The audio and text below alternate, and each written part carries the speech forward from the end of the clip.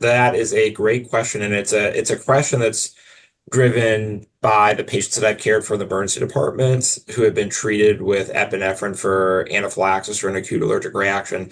And the number one question that I get when patients leave our emergency department when we prescribe them an auto injector is, hey, when should I administer epinephrine? What symptoms should I, administer epinephrine for? And it's a very complicated answer because there's no consensus on what symptoms warrant epinephrine and what symptoms do not warrant epinephrine. And currently, what's out there to support patients and caregivers there are different what are called anaphylaxis action plans that have recommendations around should you give epinephrine, should you not. But different organizations have developed their own action plans, and these action plans differ based on what country you're in. So there's a lot of heterogeneity and variation in the recommendations around should you or should you not give epinephrine. So to address that gap, we said, look, it'd be really helpful if we could have some international recommendations based on the views of an expert panel to try to resolve that variation and come up with consensus around when should patients administer epinephrine in a community setting and when should they withhold epinephrine in a community setting. It is important to note, though, that in clinical practice, we always say, if in doubt, patients and caregivers should just err on the side of giving epinephrine, given that it's a very, very safe medicine, it's well tolerated. So we'd always rather have them administer it than not administer it. Yeah, I think the biggest issue that we see is probably still underuse of epinephrine, and underuse of epinephrine has been associated with adverse outcomes such as fatalities, which fortunately are very, very uncommon, but also other bad outcomes such as patients needing to spend long times in the emergency department or actually being hospitalized as well. So I think the big gap that we really want to try to address is that underuse of epinephrine. And we know that only 21% of children and 7% of adults receive epinephrine in the community setting for anaphylaxis. So we know there's a lot of opportunity for improvement there. So hopefully with this, that there can be, we can kind of help lower that address that gap and underuse of epinephrine. But as you mentioned, there is still potential for overuse of epinephrine. And while we encourage patients to give epinephrine if they're in doubt, we really don't want patients, receiving it if they don't need to, because using that epinephrine can be associated with, pain at the injection site. It can also then result in other effects. Usually when we recommend administering epinephrine, patients are then advised to, call 911 or go to the emergency department. And if they don't need to do that, if they can not administer epinephrine and stay at home and not go to the emergency department and not have those healthcare expenses, that'd be very beneficial for the patient caregiver. Also, when people are administering epinephrine and having to spend time in the emergency department, they're potentially missing school and potentially missing work. So if all possible, we want to try to really optimize recommendations to ensure those patients who really need epinephrine, receive it, while those patients who they don't need it can avoid using the medicine.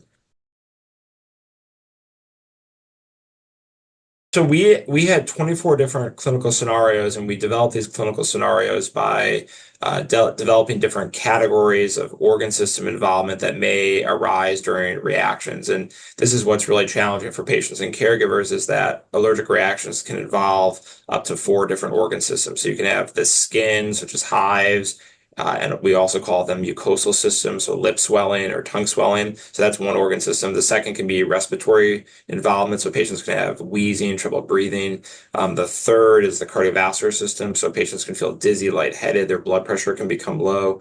And then the last one is the gastrointestinal system, so patients may have upset stomach, vomiting, nausea, or diarrhea. So what we did is we developed these 24 clinical scenarios based on combinations of those different organ systems. So we looked at each of the organ systems in isolation, and then we combined them to come up with these different clinical scenarios.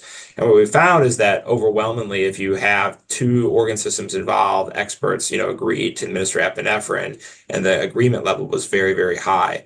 When you then start getting into the isolated, more severe organ systems, such as trouble breathing or feeling dizzy, there was again widespread agreement that you should give epinephrine.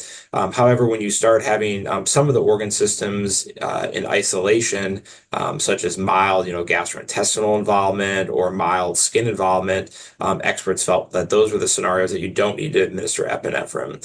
There was one scenario out of all 24 that did not achieve consensus about whether you should or you should not give epinephrine, and that was moderate, skin or mucosal involvement. So, and for those scenarios, in clinical practice, we would always tell patients that if in doubt, they should still administer epinephrine. So I think this makes sense that for the more severe symptoms that there's going to be widespread agreement for experts that you should give epinephrine.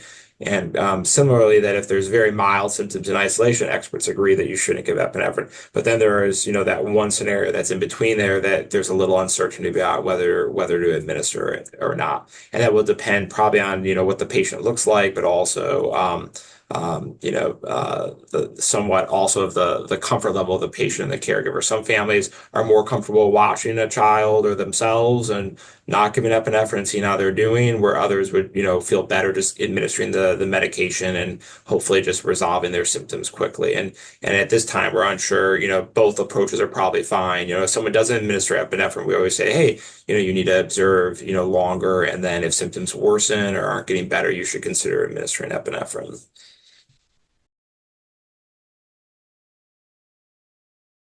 Yeah, that's a great question. So I think for clinicians, how to do that, I think that what we know is that clinicians have different tolerance for when to give epinephrine, just like patients have different, risk tolerance around whether to give it. So I think there are some clinicians that would say, hey, if you have those symptoms, I'd want you to give it. There's no downside. Where others may advise their patients, hey, if you have those symptoms, I want you to withhold it and then, either call us, or if symptoms aren't getting better, then to consider administering it. So I think it's very context specific, and I don't want to overstate from this study, what people should do, given that there was an agreement, and given that there is an agreement, there's not one right way to handle that scenario.